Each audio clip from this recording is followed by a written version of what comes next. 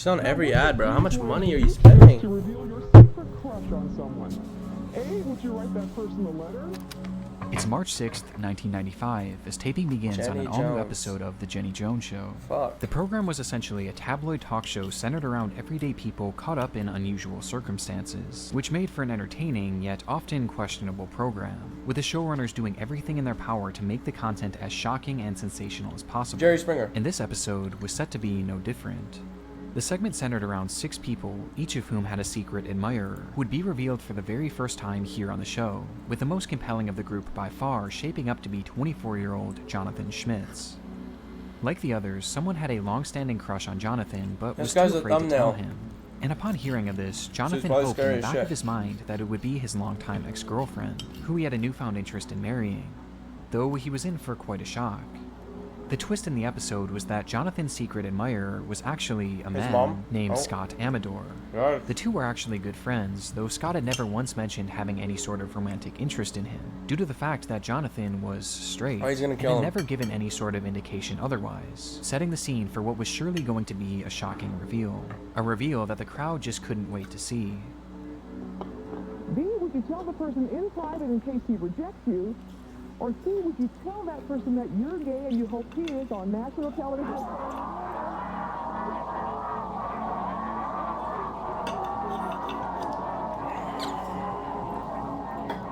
Uh-oh. The host, Jenny Jones, starts by talking to Scott and a mutual friend, inquiring as to how this crush began in the first place. I want you now to meet Donna and Scott. Now, Donna has been helping Scott pursue his secret crush on John. John's backstage. He can't hear us. How bad's the crush? Tell me about the first time you met him. Where was he? Basically, well, he was under a car, working on her brake line. Yeah. And that was your first time? What was your first impression? Well, I only saw the lower half of him, so you can imagine. Before she begins to dig even deeper, pushing Scott to disclose as much graphic personal information as possible, just to make things that much more entertaining, and his answers did not disappoint. Okay, you think about you have fantasies about him? I've had a couple, yeah. Yeah, you had one when he was under the car, you had a fantasy about it. Yeah, something to do with like brake oil line snapping and... You have another one that involved, you were in a hammock or something? Say it in public is devious, bro. Yeah, I thought about it. Tying him up to my hammock. With all of Scott's secrets now out in the open, it was time to bring out the man himself, the object of Scott's affection, who had absolutely no idea what he was walking into. Let's have John come out here and see who has the crush on him. Here's John. He's like, not this bad bitch.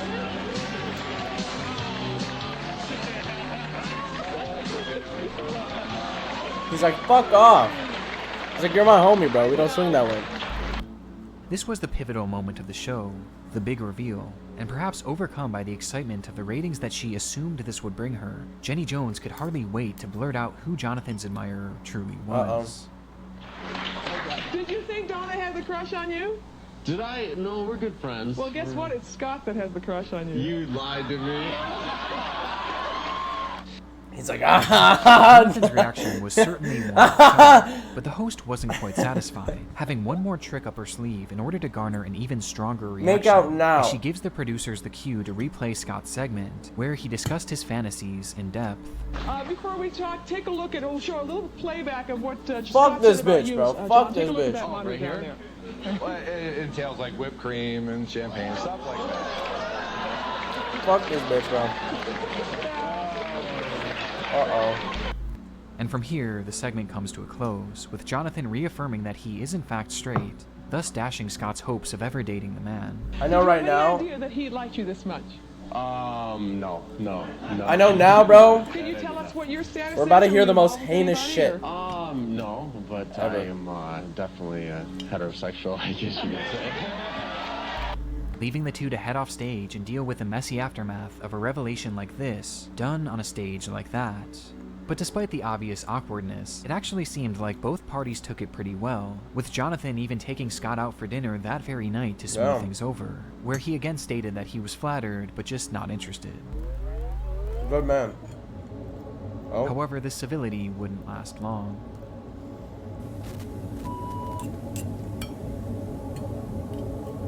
Uh-oh. Okay, calm down, okay? Okay, why did you do that?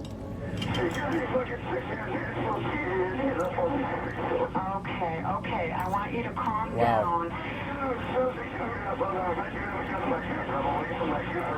Okay, the gun's in the car.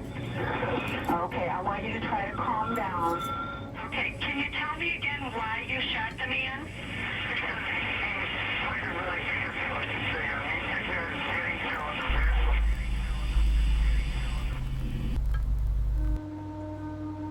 Though he didn't say it at the time, the truth was that Jonathan was left shaken and embarrassed by what had happened on the Jenny Jones show. And despite the fact that the program at this point hadn't even aired yet, it was weighing heavily on his mind, just knowing that it would soon be seen by people he knew. And this feeling was only intensified due to the fact that Scott was seemingly not taking no for an answer, leaving a note on Jonathan's door just 3 days later, writing, "If you want to turn this off, you'll have to use a tool. It takes a special tool." This note was his breaking point. The moment Jonathan read it was the moment he made his mind up.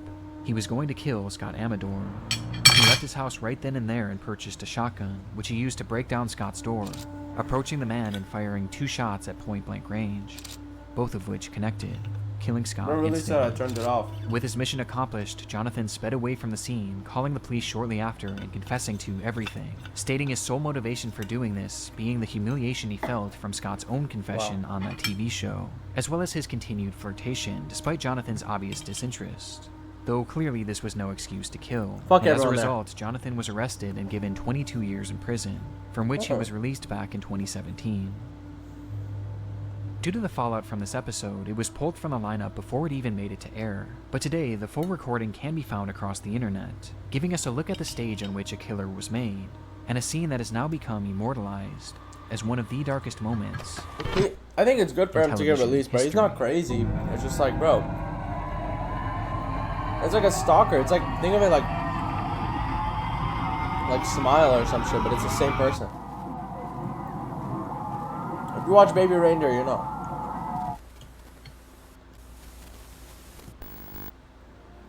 The internet is a dark place, and lurking around every corner are companies trying to steal and exploit our data. We're trying to hit us with a 7 sponsorship. 月4号的晚上，一家人正常 What anime are we watching? 到了5号凌晨，意外发生。5点半早晨，我醒了。我醒来的时候你在。 He had nowhere else to turn. It had been 11 long, excruciating days since 55-year-old Shu Guli had last seen his wife, Lai Huili, who had vanished from their apartment in the dead of night. So now, desperate for help tracking her down, he took to the local news stations, putting out a public plea for any information that could help bring her home. Her disappearance occurred on the 4th of July, 2020, which also happened to be their daughter's 11th birthday. To celebrate, Shu made the family a special meal, including his daughter's favorite, meatballs, cooking the entire recipe from scratch, even grinding the beef at home. The dinner was supposedly a success, and to finish things off, Lai and her daughter enjoyed a tall glass of milk poured by Shu before the family turned in for the night. Hours later, in the dead of night, Shu woke to use the restroom, and upon getting back into bed, he briefly watched his wife as she was sleeping peacefully next to him, before he fell back asleep. He would never see her again. 24 hours later, Lai Huili was officially reported missing, and a full-blown investigation into her whereabouts was launched. Which is where things begin to get strange. When police searched the apartment complex, they noted a large number of security cameras positioned all over the property, both inside and outside of the building, making it all but certain that Lai would be seen in the footage at some point leaving the apartment, which would at least give investigators a timeline as to when she left. The footage first shows Lai and her daughter taking the elevator up to their apartment at 5:04 p.m., which was presumably right before their meal. From there, over 6,000 hours of footage would be reviewed frame by frame, though strangely, Lai was never pictured again. To investigators, this was impossible. The cameras covered every single possible exit, and it was shown that not a single route would have made her completely undetectable to them, which quite simply meant that she could not have left the building. She had to be somewhere inside, and so they searched everywhere in that complex, from the unit she lived in, to the AC vents, the water tanks, storage units, everywhere. Though still, they found nothing. Lai was gone, but at the same time, she clearly hadn't left.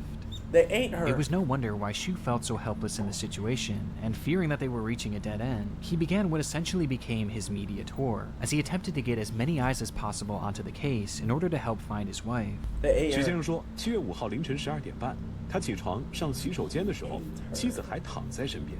到了清晨5点半，床上就只剩下他一个人。我也没在意，对吧？您当时为什么没在意？发生了这个，这个很正常。之前有没有发生过这种情况？没有，没有。我女儿怎么办？我的生活怎么办？啊，我老婆什么时候回来到底？ He ate 我 her. 都不知道现在对我。我把女儿叫起来了，因为我女儿在隔壁嘛。那么叫起来问了她一下，我说你妈妈有没有看到？她说没看到。我当时也没怎么在意，反正早晨出去吧就是。那么继续自己的事情。 These media appearances began to happen numerous They times don't a have day phones? across essentially any station that would allow him They have on. phones in China? Though even when this failed to garner any leads, he kept the pressure on the public, this time by announcing a reward of 100,000 yen for anyone with information that could help lead to her discovery. Alright, give me a second. I'm gonna put my food away. We're gonna see, bro. Do they have fucking phones in China, bro?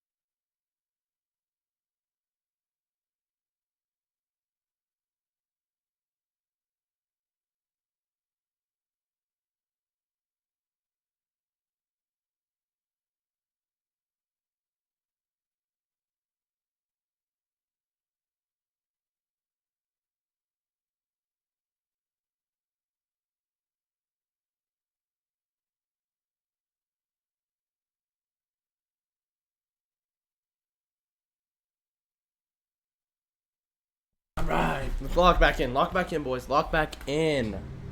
Meanwhile, Lock the fuck investigators back kept in. digging, searching the area again and again, but still, it just wasn't adding up. There was no way out of that building that hadn't been thoroughly checked over.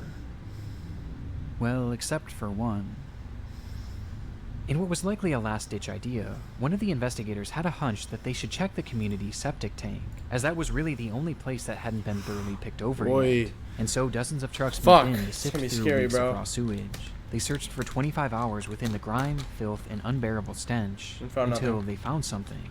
It was an unusual gooey mass that no one could seem to identify, and wanting to know more, they brought the substance back to the lab for testing, only to discover that they had essentially just solved the case. They had found Lai. Or at least what remained of her. He ate her and put her in the sewage. Despite the story Shu had told investigators and the media, things didn't actually happen the way he said they did on the fateful night. Instead, the couple had actually gotten into an argument after Shu had cut his hand while preparing the meatballs, to which he blamed his wife for the injury, causing the two to have a verbal spat.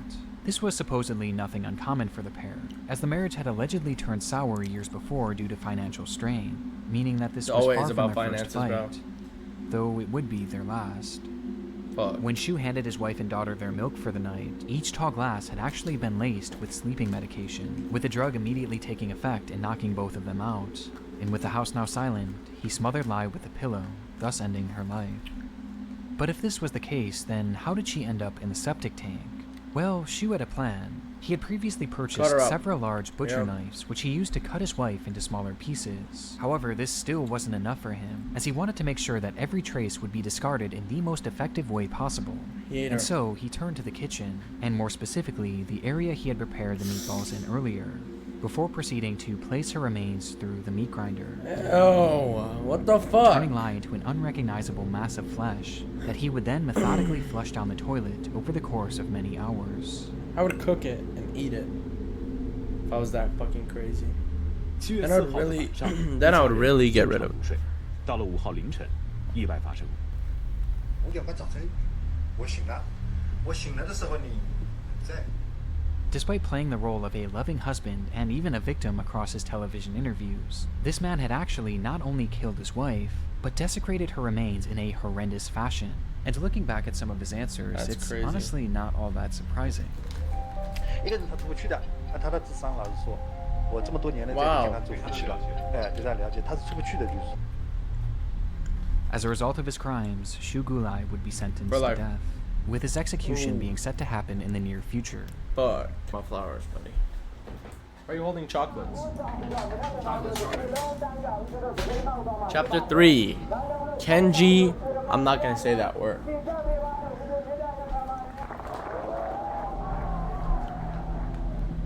September They're all in like Asian country, bro. 2007, cameras document an unfolding protest in Yangon, Myanmar, as thousands Looks of people like the take to Mongol the streets Empire, to bro. express their displeasure with their government.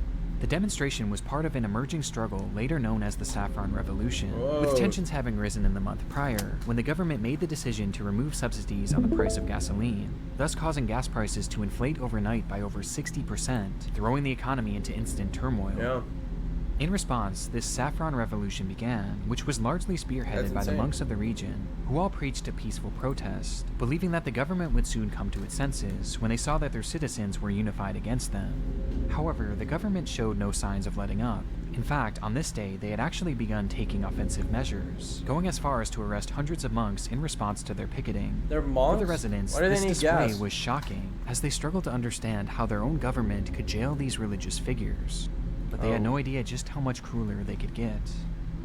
As the demonstrators marched in the street that day, a line of officers announced that they had 10 minutes to go home, or else they would face dire punishment.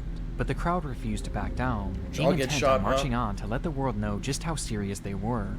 And with neither side willing to budge, the officers began to fire their weapons, first into the air as a warning, and then directly at the protesters. Fuck.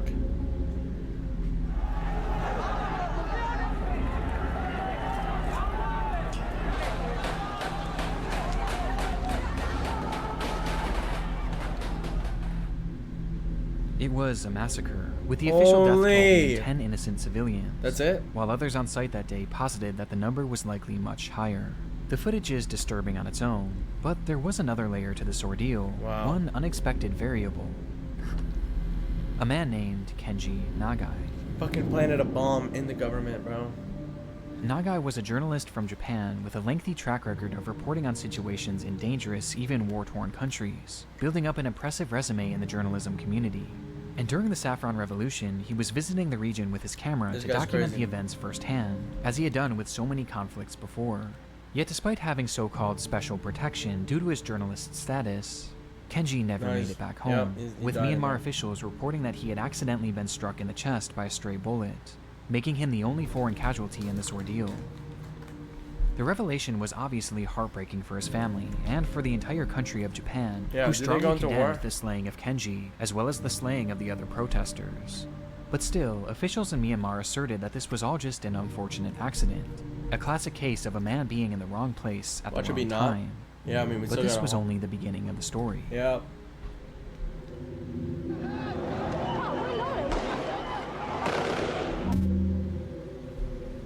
You record all of it or what? Days later, the Japanese media would receive a video recording of the bloodshed that occurred on that notorious day, when the streets of Yangon turned into a one-sided battlefield, and the contents were alarming to say the least.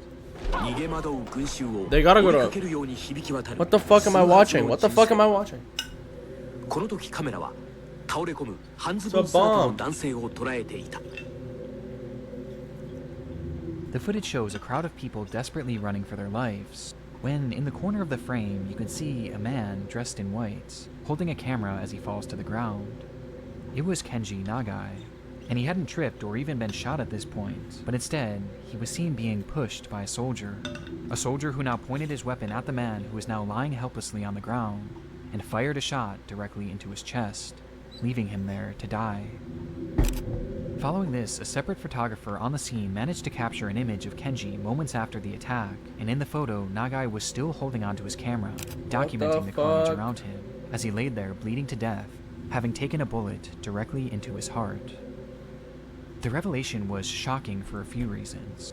Most obviously, it disproved the initial claims that Kenji Nagai had been shot by a stray bullet, as this was clearly and quite literally an execution. But it also showed the entire world these harrowing yet inspiring images of a fearless, passionate journalist who continued documenting the battle around him, I did even not as the think life of that, left his bro. body, with his corpse being shown minutes later still All I'm holding thinking onto is, that what is camera. Japan gonna do, bro?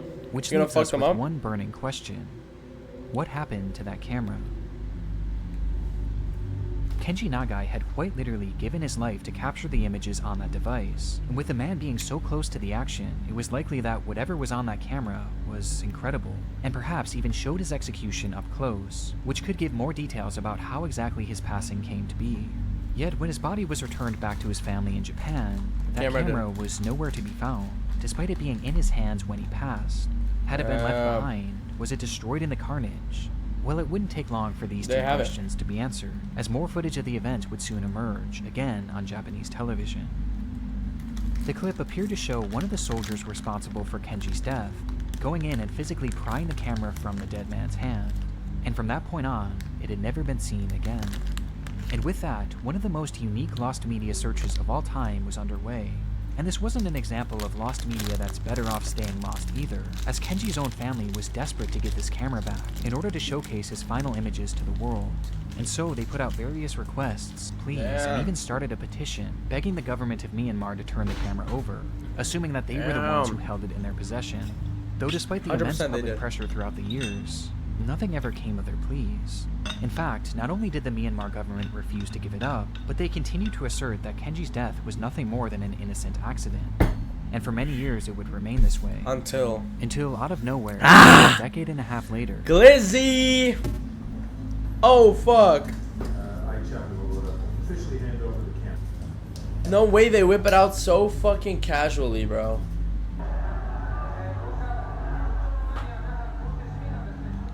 A press conference was held with the family of Kenji Nagai as the camera was finally returned to their possession. The story of how this camera got back to them is almost entirely a mystery. A group called the Democratic Voice of Burma was involved in some capacity, though they credited an unnamed individual as the catalyst behind its recovery, with many believing that this person had likely stolen the camera from the government and smuggled it out of Myanmar. But aside from the speculation, no further information was provided, which was probably done to ensure the safety She of the leaves it there? involved. She leaves Despite it. having She leaves no it on the confirmation grave. as to where this camera had actually She's praying been, to the camera. The family finally had it in their possession after 15 long years, and they've actually gone on to release bits and pieces of the footage from that day to the media, which finally gives us a look into some of Kenji's final moments. Do we get to see the fucking...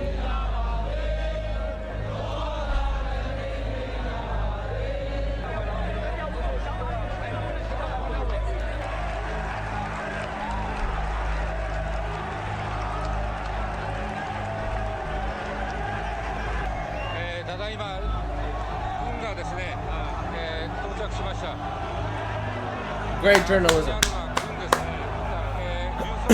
Super detailed.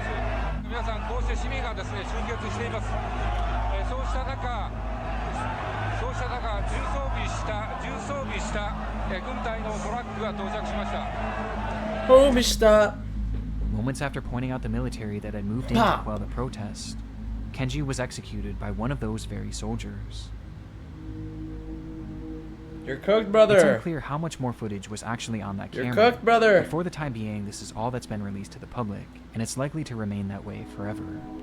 Today, his family hopes that this footage will help highlight the fact that the problems in Myanmar are actually still very prevalent. No with the civil way. unrest continuing to lead to the deaths of hundreds, even thousands of people per year. As for many of the citizens, the battle rages on. Though in a somewhat poetic fashion, the recovery of Kenji's camera actually brought the situation back into the news cycle, meaning that even after his death, Kenji Nagai continues to make a difference. Type shit. Fuck you. It's still gonna be fake. Fuck out of here. Fuck out of here. German. Wetten das. Wetten das. Oh. Alright. What the hell? It was always a big Is that deal Benjamin when West would go Franklin? on air.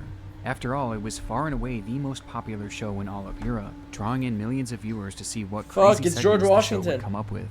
The premise of the show was that the contestants were given various unusual challenges that they would attempt to complete in front of a live television audience, with these challenges always being somewhat tailored to the contestants' lives. Though these silly challenges would usually be contrasted by someone attempting something a bit more daring, with these stunts often being reserved for people with some sort of special training beforehand What the fuck? to assure that they were physically and mentally up to the task in order to avoid injury.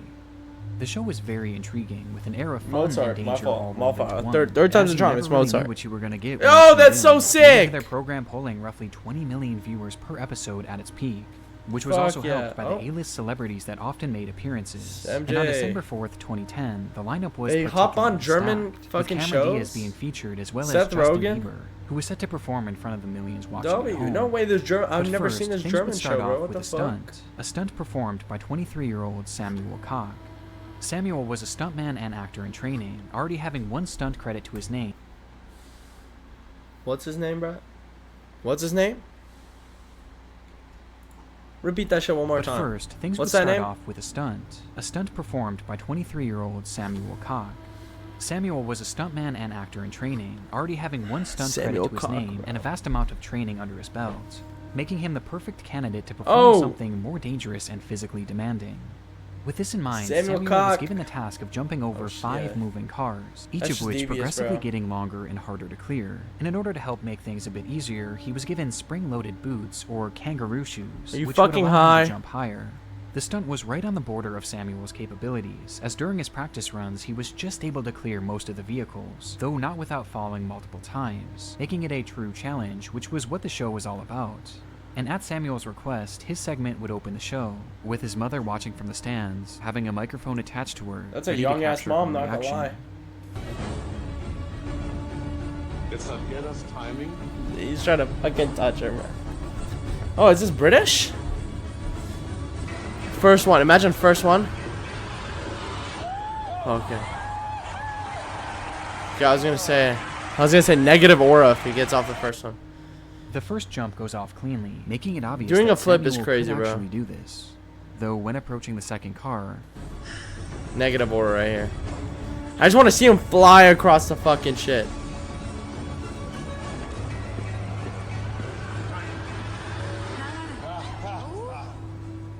Samuel bails out, feeling Bro, as though fuck something these wasn't people, quite bro. right with his approach. This meant that he would now have to execute the next 3 jumps without fail, or else he would lose the bet. And with the pressure mounting as the third car approached, What happens if you lose the bet, bro? It's actually making my heart race. What the fuck?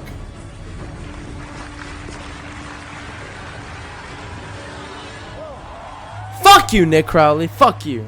he nailed it. Oh my leaving him just God. 2 jumps away from This guy's winning the blue ballsing prize. me. Though waiting for him inside that 4th car was a surprise. The drivers of these vehicles weren't just employees of the show, they were actually people Samuel knew, all of which had been good friends of his up until this point. So But for the cocked. 4th car, with the pressure already on, it would be his own father behind the wheel. Oh, his They dad's both look at sending each it. other from afar as Samuel raises his Oh, hand no. and his father raises his back, as the two begin towards each other. Oh no. Oh no.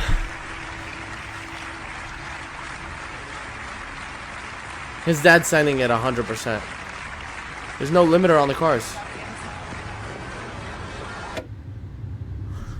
Samuel jumps, but immediately something is wrong. Oh no. He's just a bit too low, causing the back of his head to make contact with the windshield. From the footage, it looks like just a graze, so insignificant that you might miss it. But in reality, it's believed that in this moment, Samuel hit his Next head in step. such a way that he was knocked unconscious, leaving him in the air with no way of sticking his landing. And with that, he He falls gets to the impaled. ground, unable to protect himself, landing directly onto his face, Negative with his mother's aura. microphone briefly capturing her initial reaction. No! Why are you flipping?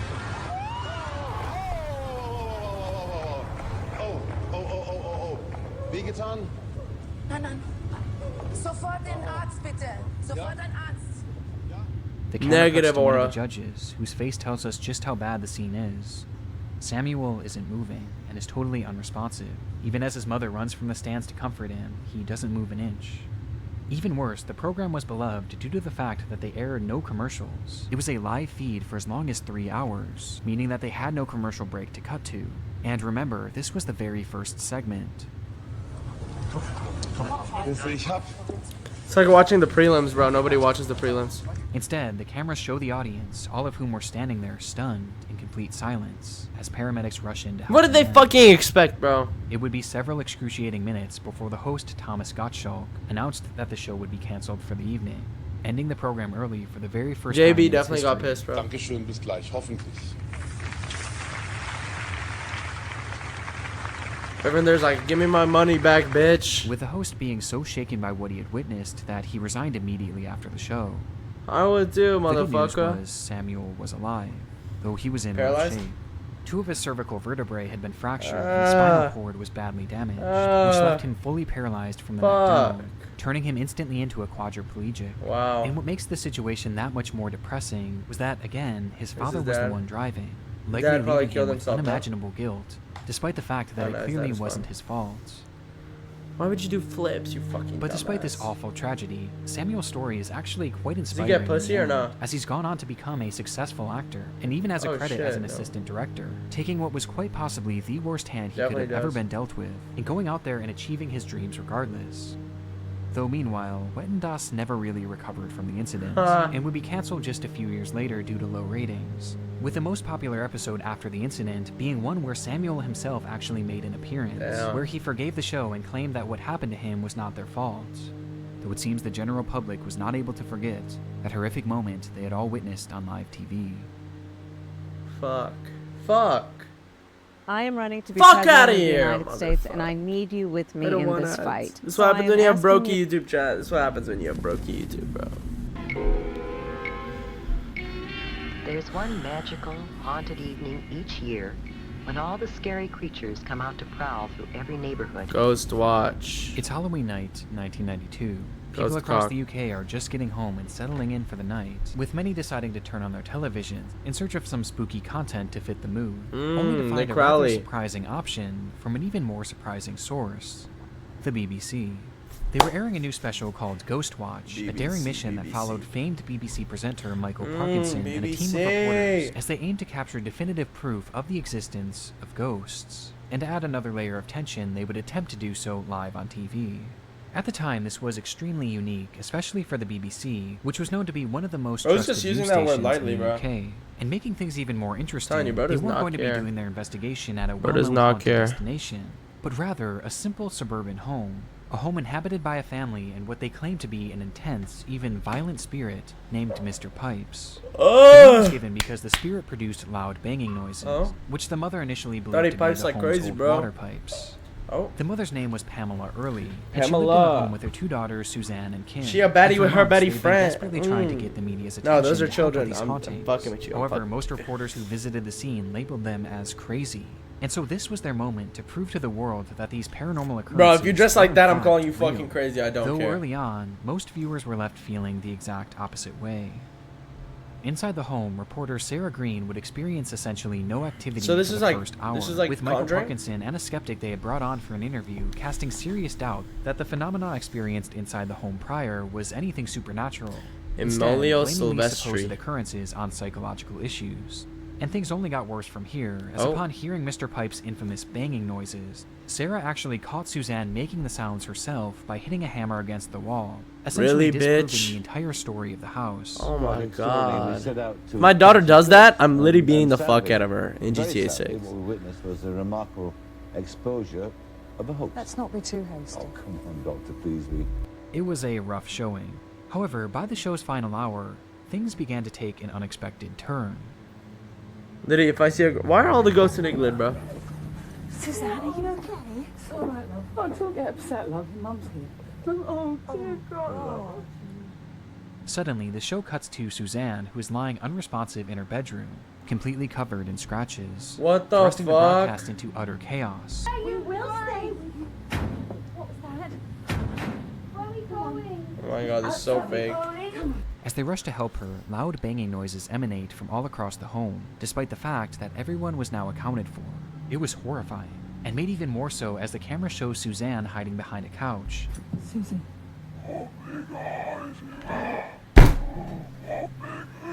Stop it! Stop it, Susie! Where she begins to D1 speak in a actress, low, D1 actress, D1 unrecognizable actress. voice, Angelina almost Jolie, as bro. if she was possessed. Now, in case you haven't caught on yet, Ghostwatch is a work of fiction. Yeah, the it's for entire show gays. was actually a staged, pre-recorded movie, with everyone you see here being actors, except That's for what I said. Michael Parkinson, who was actually a presenter of the BBC, who was used to make the movie look as authentic as possible, in order to terrify the viewers. Is this like Late Night with In the Devil fact, type the show shit? even started with a brief disclaimer, explaining that this was all going to be a staged performance. Now on BBC One, Screen One. When people say presents something's an fake, unusual bro, and I stop sometimes watching. disturbing film marking Halloween. I don't know, that's me. Using the modern idiom of the outside broadcast, Michael Parkinson, Sarah Green, Mike Smith, and Craig Charles star in Ghostwatch. But the problem was, most people didn't see this. Yeah. And with the movie aiming to look as authentic as possible, many just took it at face value. So what happened? And truly believed that they were watching an actual real-life possession unfolding before their eyes. Oh God, if I didn't, And the program if I didn't wasn't listen to the over beginning, either. bro, she starts I killing won't everyone. spoil too much of the film, but from this point on, everything is chaotic and extremely tense, leading to the revelation being made that through this program, they had essentially just performed one massive seance, which left each of the 11 million viewers watching at home Why is that supposedly spot now susceptible to demonic possession, haunted, bro? with the program ending with Michael Parkinson himself becoming possessed. When you assure me that my wife is safe, We have got an emergency generator. Whether or not we should bring it in, I don't know. going. Oh, keeps working. Round and round the garden, like a teddy bear.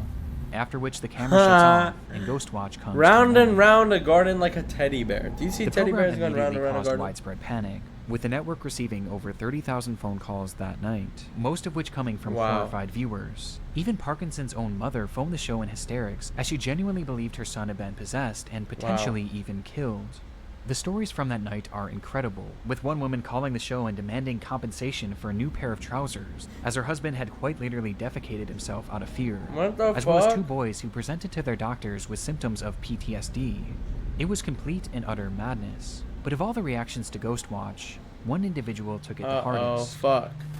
Hung himself, Among hung the himself. 11 million viewers watching was Hung an himself. 18-year-old named Martin Denham, Martin, who was you're a tuning in fucking from his dumbass, family's living Martin. room with his parents and younger sister. You're a fucking dumbass, As the Martin. show progressed, Michael began acting strangely, curling up into a ball and becoming unresponsive. All the while, his eyes stayed locked on the screen, watching these horrific events unfold, with his family describing it as if he had been hypnotized. Now, Martin did suffer from a learning disability, which apparently affected his behavior at times, but this What? was something entirely Yeah, new. no. Starting that night, he was I don't think overcome this would with have to do intense with anything. paranoia, as he began hearing noises around the house, which his Wow. parents recognized as the water pipes. Fuck. This explanation only increased Martin's fear, however, as this was the exact excuse the mother had used on Ghostwatch to initially explain the paranormal phenomena. And so Fuck. each time he heard these deep thudding noises, he believed they were coming from Mr. Pipes, with a spirit infiltrating his Fucking home thanks Mr. to that Pipes, cursed bro. show that he still believed to be real. Please don't kill Over yourself, the next bro. few days, Martin refused to spend any time in the dark, and even asked to switch bedrooms, as he believed Mr. Pipes was hiding in his walls. But nothing could alleviate his panic. It was all just too much. 5 days after Ghostwatch aired, Martin Denham would end his own life, What leaving the behind a note that fuck? read, "Please don't worry. If there is ghosts, I will now be one, and I will always be with you as one."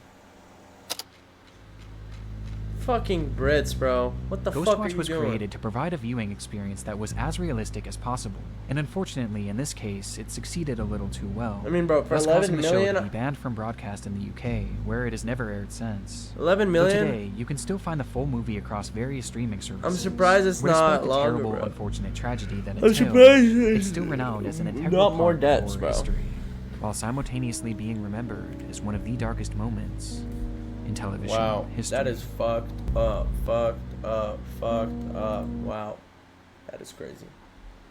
That is fucking crazy, I gotta tell you that.